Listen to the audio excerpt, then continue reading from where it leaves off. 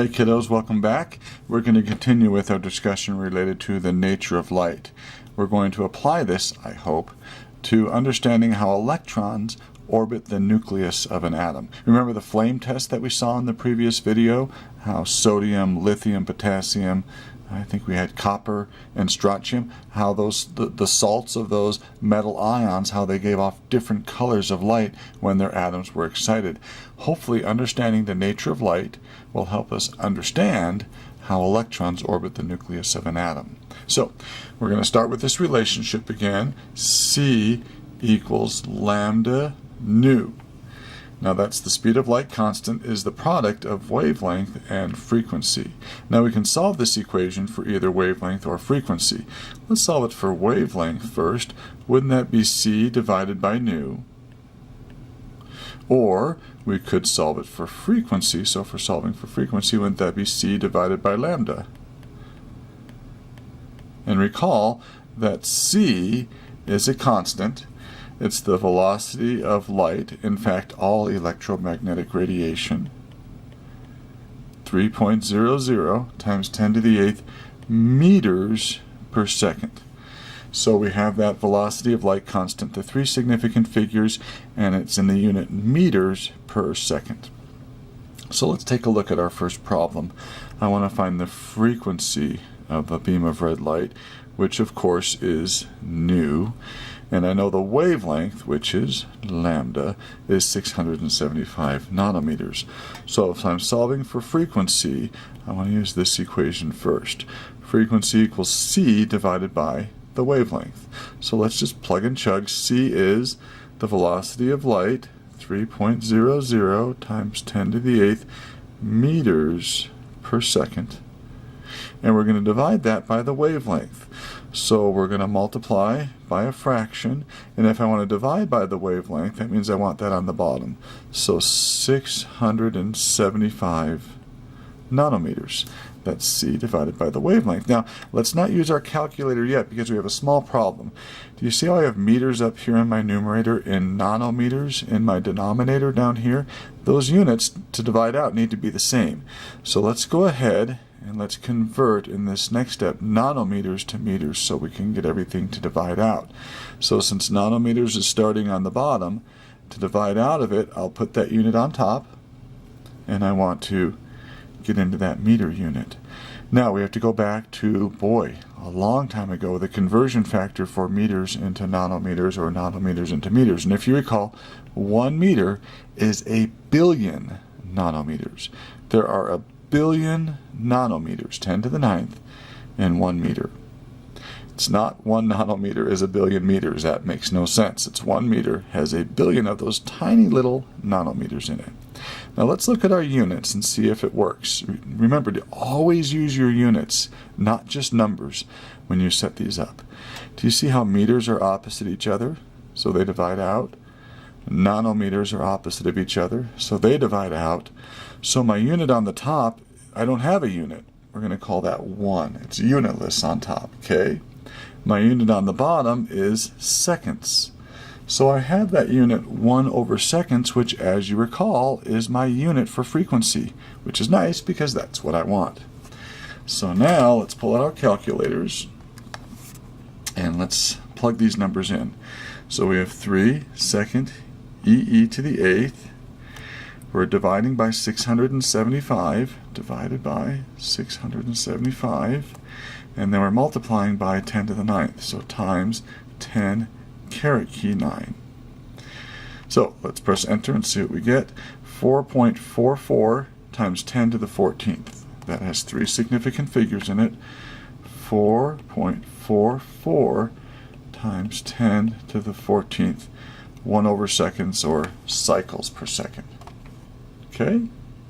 Now, we'll have some of these for practice and before you guys do your first assignment. So if you need to watch this a couple of times to get the hang of it, no big deal. Please do so.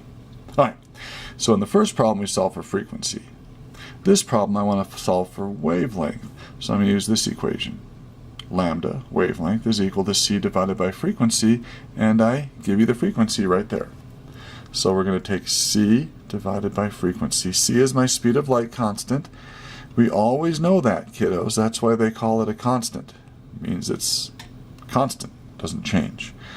So 3.00 times 10 to the 8th meters per second. And let's see, we're solving for wavelength, so we're going to divide by frequency, which is 2.7 times 10 to the 14th. Now, seconds to the negative first is the same as 1 over seconds. Now, that works out quite nicely, folks, because seconds now divide out. See how they're opposite each other? And the unit on top is the only one that remains, and that would be meters. And I want wavelength, so meters is a great unit for that. So now let's go ahead and see what we get. 3 second e to the 8th divided by 2.7 second e to the 14th. So that's 2.7 times 10 to the 14th, kiddos. Enter. Looks like we have 1.11111. Well, this time we're only allowed 2 significant figures because of my 2.7 there. So it's 1.1 times 10 to the negative 6th meters. Okay? So that makes sense. So to have a high frequency, we need to have a pretty small wavelength, if you remember. And 1.1 times 10 to the negative 6th is a pretty small wavelength. All right, let's try another one. Objects get their colors from reflecting only certain wavelengths of light when hit with white light.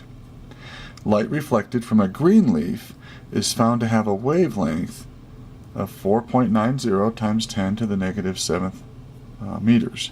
What is the frequency of that light? Now, in a second, pause the video, use one of these equations up here to solve this problem. So pause the video, try it on your own, and then turn it back on. Okay, welcome back.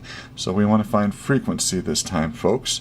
So we're going to say frequency is equal to c divided by wavelength. So c is my speed of light, 3.00 times 10 to the 8th meters per second. And we want to divide by the wavelength. So I gave you that, 4.90 times 10 to the negative 7th meters. This is nice because meters divide out for me, and I'm left with no unit on top and seconds on the bottom. So I have 1 over seconds as my unit. So that's nice because that is my unit for frequency. So let's plug this in. 3 times 10 to the 8th, 3 second e to the 8th.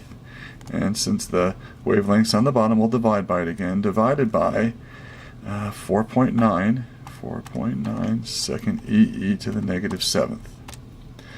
Looks like we have to 3 significant figures, 6.12 times 10 to the 14th. 6.12 times 10 to the 14th. 1 over seconds, or cycles per second. Did you get that right? All right, let's try another one. Once again, I'll read it to you, then pause the video and see if you can do it by yourself and come back and see how you did, okay?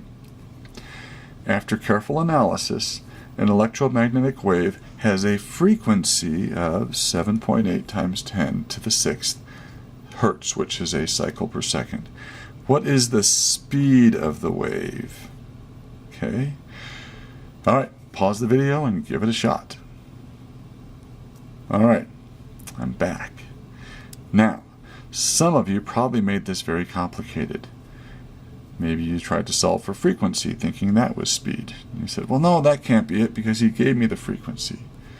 Maybe you tried to solve for wavelength, but when you look at the question, I don't want anything about wavelength. I want the speed of the wave. So maybe you use this equation here to get the speed of light. And so you wanted to take the wavelength times the frequency, but I didn't give you a wavelength to do that. So then I hope you came to this conclusion. It's an electromagnetic wave, folks. What speed does all electromagnetic radiation travel at? Do you remember? The speed that all electromagnetic radiation travels at is 3.00 times 10 to the 8th, meters per second. Boom. That's all you had to do. You had to know the velocity of light constant. That's the speed at which not only visible light travels, but all electromagnetic radiation travels. So some might call that a trick question. I call it a very easy question. Alrighty? Okay, well, we're going to move on to Niels Bohr in our next video. We're going to talk a little bit about him and how he improved upon the atomic theory and actually taught us about the electrons and how they orbit the nucleus of an atom. So see you next time. Bye-bye.